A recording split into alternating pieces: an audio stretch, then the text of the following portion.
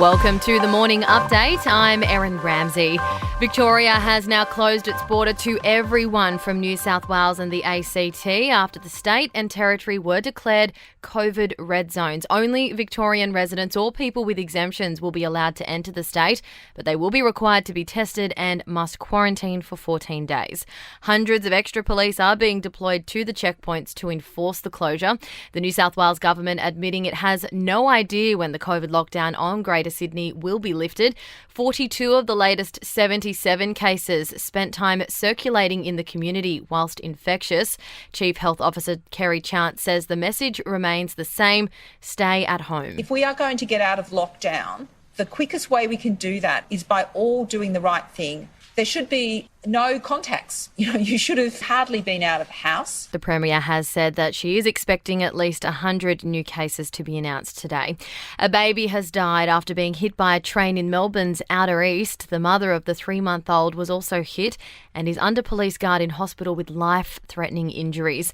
Perth's bracing for another monster storm as the strongest cold front this year hits the coast this morning. 8-metre waves are predicted with up to 40 millimetres of rain and winds gusting of 100 k's an hour.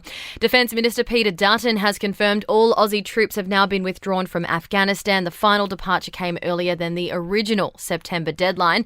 And Pope Francis has made his first public appearance since being admitted to hospital for surgery last week. The 84-year-old delivered his weekly prayer from a hospital window in Rome. To sport, a sad day for England fans after Italy claimed the Euro finals this morning at Wembley Stadium. The Brits scored in the first 3 minutes of the game, but lost in the penalty shootout.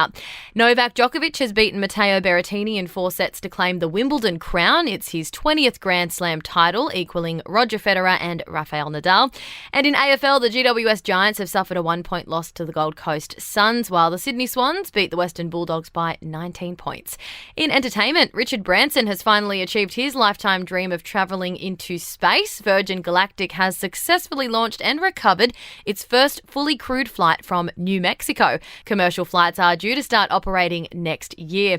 Mariah Carey has settled a lawsuit with a former assistant for an undisclosed amount. The original suit, estimated at around $3 million.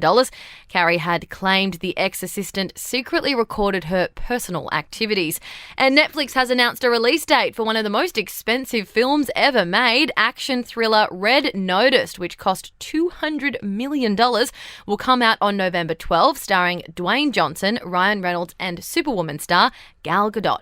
That's your latest from the Nova podcast team. We'll see you this afternoon for another episode of The Update.